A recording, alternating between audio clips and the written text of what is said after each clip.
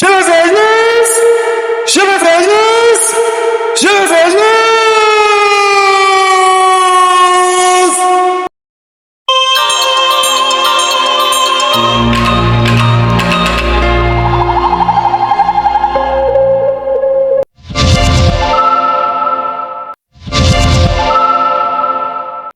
GBVR News, Génération Bondalungwa, Vision Liboké, nouvelle édition, nouvelle semaine, prêt à se lancer à l'équinoxe du 17 août 2026. Bienvenue à tous, nos fidèles internautes de partout, ainsi qu'à nos téléspectateurs de nos chaînes TNT, partenaires à Kinshasa, vous qui nous suivez partout dans le monde. GBVL TV, la chaîne implacable qui vous faut pour lutter contre la désinformation. Le plaisir nous est renouvelé pour vous qui s'ajoutez à travers les canaux respectifs. Cela accroît notre fidélité et notre façon de savoir faire. Pour cette nouvelle semaine, 4 nouveaux dossiers et autres titres annoncés au sommaire et non décortiqués. Au sommaire présent, 1. Nouvelle vidéo de Corneille Nangaa qui, d'un heure rassurant, réorganise moralement ses troupes. Autre destination pointée pour ces troupes, cela pourrait être un avertissement au régime en place de leur prochaine destination imminente, de Lubumbashi, étape à franchir pour l'AFC M23. Au deuxième point, on abordera le nouveau rapport de l'Human Rights Watch, recrutement forcé massif ou exécution sommaire. Les forces rwandaises et le M23 rendent la vie difficile à nos populations de l'Est du Congo.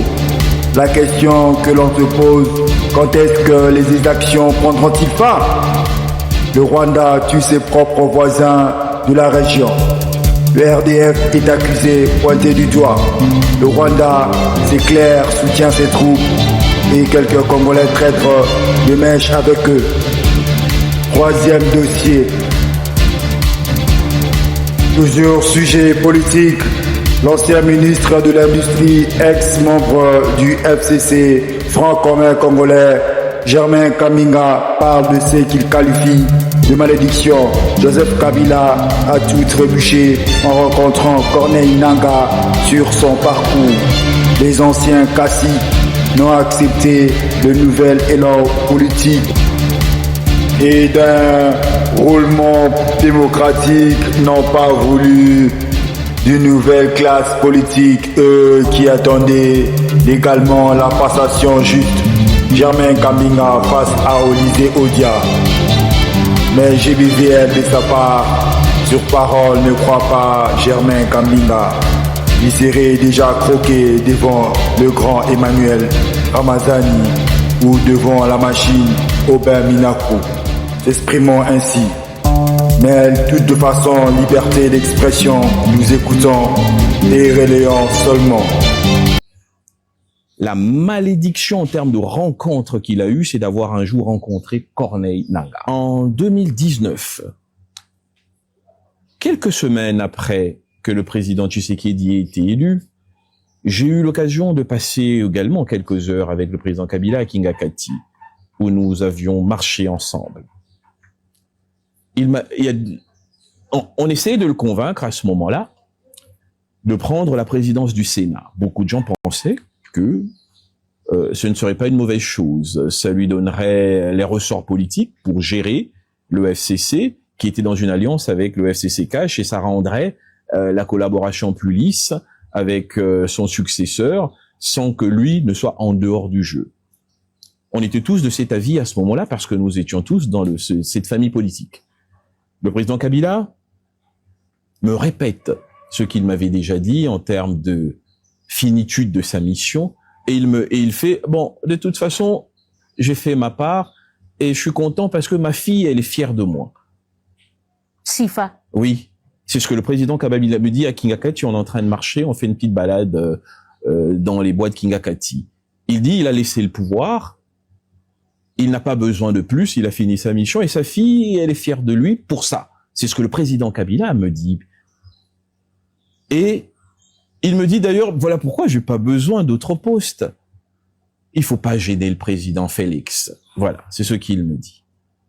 Bon, il dit une chose et il dit autre chose et fait autre chose, diront certains. Et alors, à partir de là, le message que l'homme libre que je suis reçoit, c'est qu'on a un acteur, un personnage politique congolais qui a décidé de s'inscrire dans une logique d'historicité de son personnage. Mais pourquoi ça ne marche pas? Pourquoi est-ce qu'on en arrive là aujourd'hui sans émettre un jugement de valeur? Non, pourquoi il a basculé, selon vous? Je vais vous expliquer mon point de vue. Pourquoi est-ce que tout cela, pourquoi il bascule, ça je sais pas. Mais pourquoi est-ce que le FCC et le CAJ se séparent, ça je sais très bien. Expliquez-nous. Oui, ça je le sais. Je vous ai dit, je vais vous dire ce qu'on ne vous dira nulle part. D'abord sur ce sujet-là, et j'espère qu'on reviendra sur le dialogue. Oui. Vous avez coupé. Oui, si, on va revenir. C'est la thématique principale. On a un problème fondamental lorsque le FCC et le CAJ se mettent en place.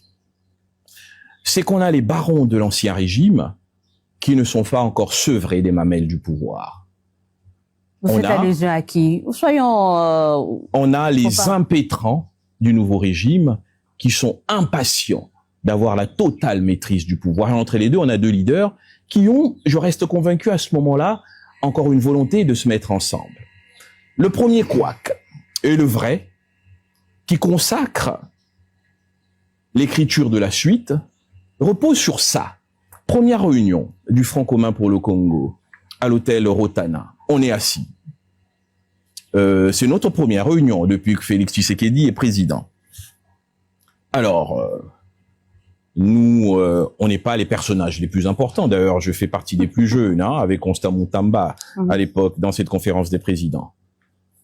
Alors, les barons, les patrons de la stratégie, les gens hyper capés dans la structure. Ah non, il n'y a pas de problème. On a la majorité, on a ceci, on a cela. On mettra le président ou pas. Moi, j'ai pris la parole. Je pense que ceux qui assistent à ces réunions savent que j'ai toujours été un homme. Je leur ai dit que vous devez faire un peu d'anthropologie politique et savoir que ce que vous dites n'arrivera pas. Vous n'allez jamais dompter cet homme, ni vassaliser sa présidence. Et je leur ai donné deux raisons fondamentales. Je leur ai dit la première, c'est que c'est le fils d'Étienne Tshisekedi. C'est un homme qui a passé toute sa vie dans la radicalité comme source de construction de son mental. Ce n'est pas un homme qu'on peut dominer. Sachez-le, vous n'y arriverez pas. Premier élément. Le deuxième élément, je leur ai dit, il est accompagné d'une des machines politiques les plus puissantes de ce pays. L'UDPS. L'UDPS. Ils sont en Australie. Quand vous dormez, eux, ils travaillent. Ils sont en Chine. Quand vous dormez, eux, ils travaillent. Ils sont aux États-Unis. Quand vous dormez, eux, ils travaillent. Ils sont en France, en Belgique. Ils sont ici à Kid. Ils sont dans les deux cas. Ils sont partout. Ils ont une des diasporas les mieux formées, qui a des représentants dans les couloirs